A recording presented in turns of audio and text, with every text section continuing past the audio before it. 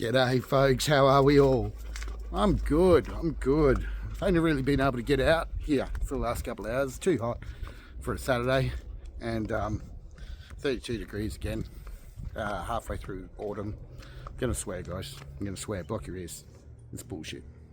We should have had rain 3 weeks ago. The drought is being described as once in a generation, and I'm pretty sure the people in the farm at Namibia are stealing all our rain. So give it back.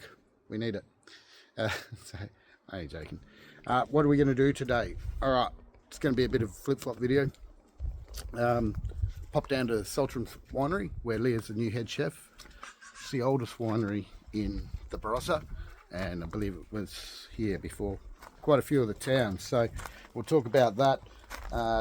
Ellis from the Jackson 4 came over, and he bought me some Warrigal greens, and spoiler alert, I don't think they're going to make it, but he bought me some other ones, so that's cool. And what else? I have a video. Okay, so permaculture is cool.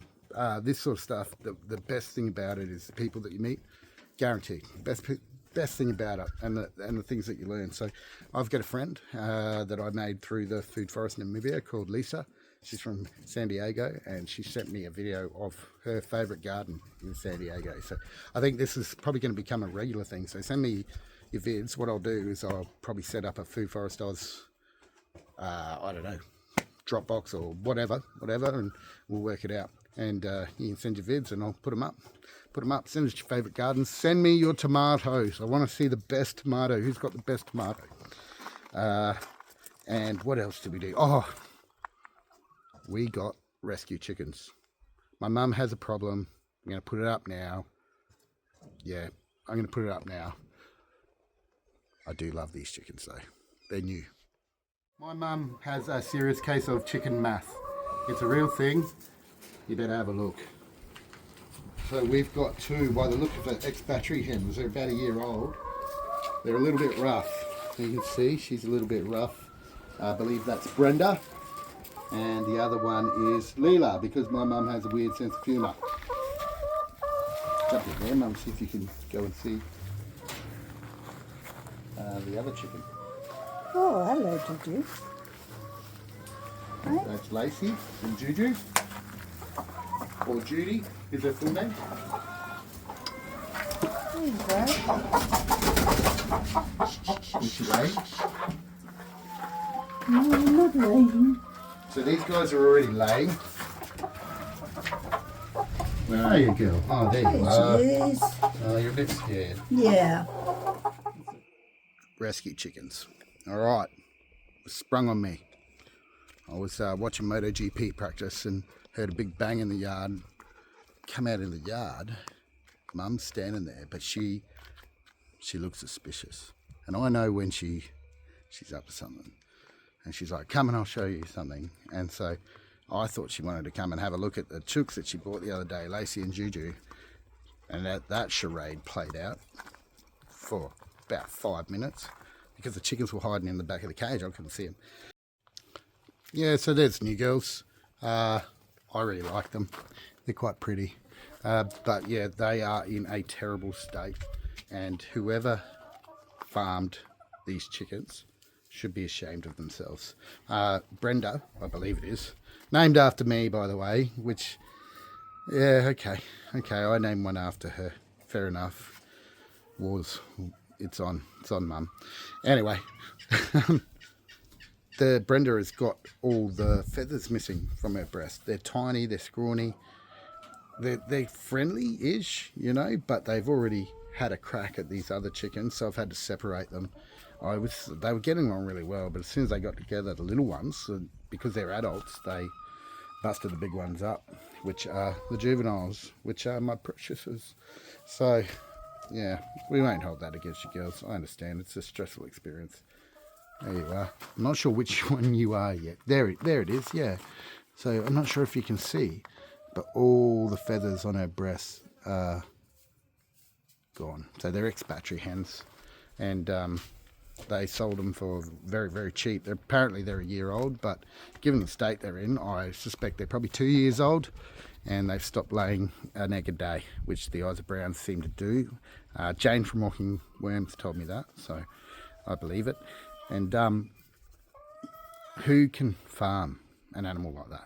Seriously, who can look at that animal and go, yeah, no, that's cool. This is a really legitimate way to make money. So that's my little rant over.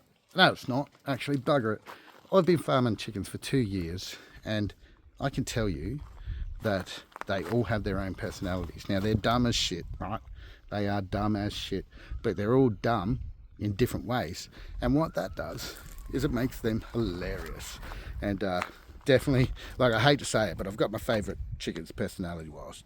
Jules is my favourite, but she's also the big sort of mischief maker. And don't get me wrong, like, I wouldn't eat these girls, they're my pets, but I'll eat chicken, no dramas, it's delicious. So when we get some more chickens here, these girls are the egg layers for family, and the rest will be meat, and I'm down with that.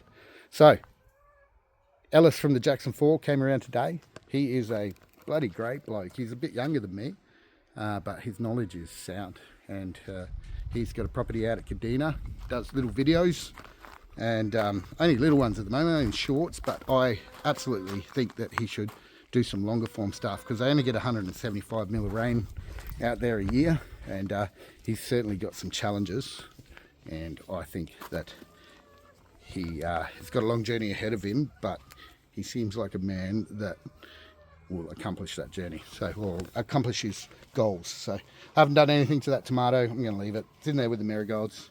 There's onions down there somewhere and leeks, so all the stuff that they enjoy, I'm just going to leave it. Bugger it. It's late in the season.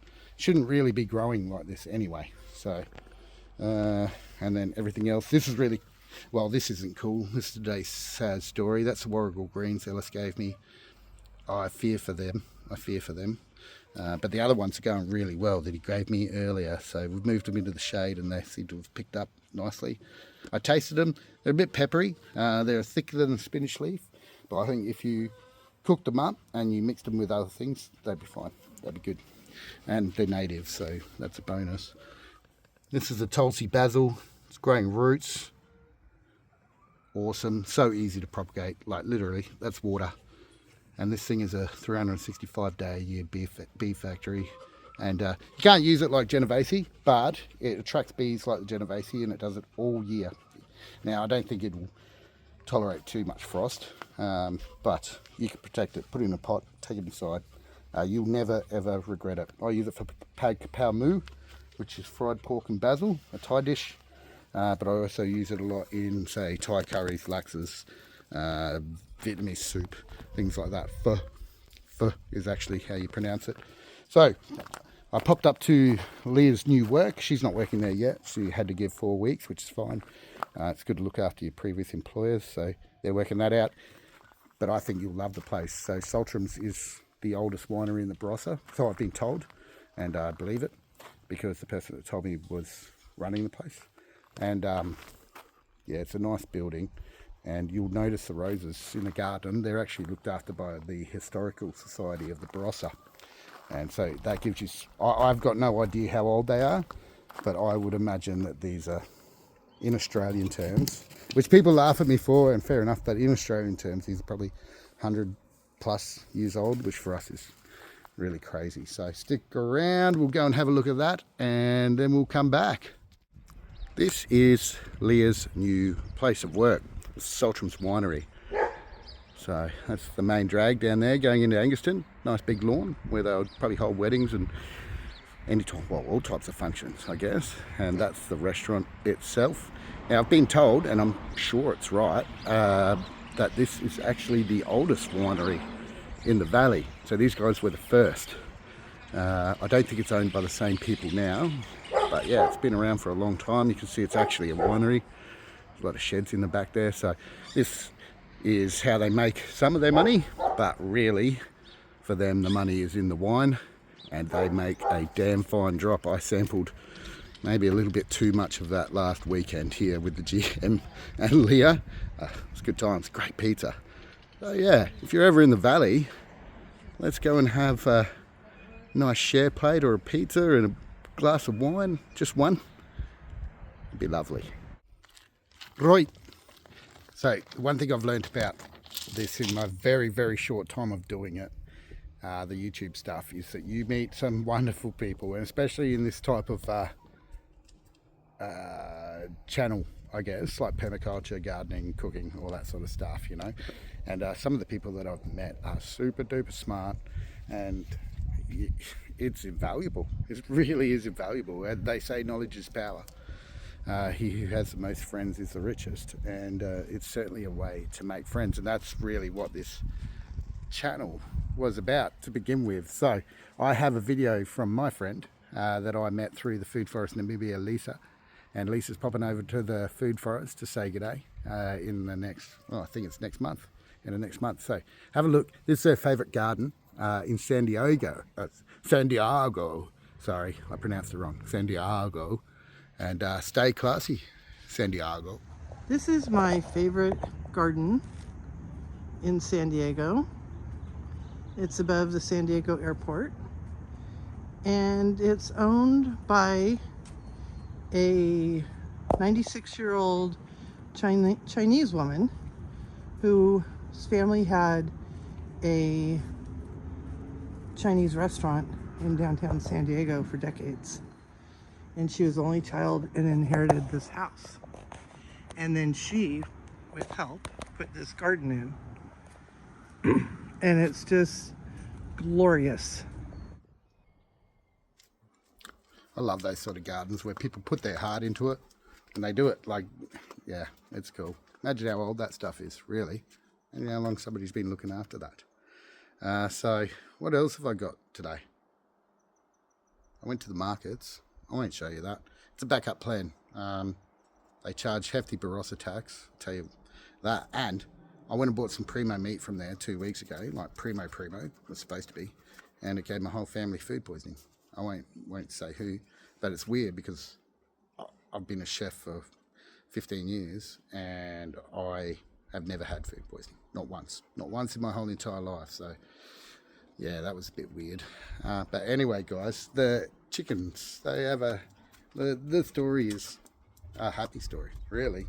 They've come to this place, and I think this is just about the best place a chicken can live, especially these guys, because they're here before the production well, not production, but before we get chickens for meat and things. So these guys will be pets forever, and I think they deserve it, to be honest. They look like they've been through the absolute ringer. We'll just see if we can see them. I'll end the video up. So I hope you have enjoyed this video. I get a little bit more time to edit and things like that on the weekend, and definitely getting, well, I think I'm getting better at it. Can I get you in focus? Hello, that's Leela. All right, so the wider one is Brenda. So Leela is named after Leah. Brenda is named after Brendo. Oh, I say just call it Brendo, but we're buying that cow, and that cow's name is Brendo. And so you can't have two Brendos. Well, you can't have three Brendos. All right, guys. All right, guys, have a wonderful day. I'm going to go and get that green waste out of the ute. Peace out. I'll talk to you tomorrow.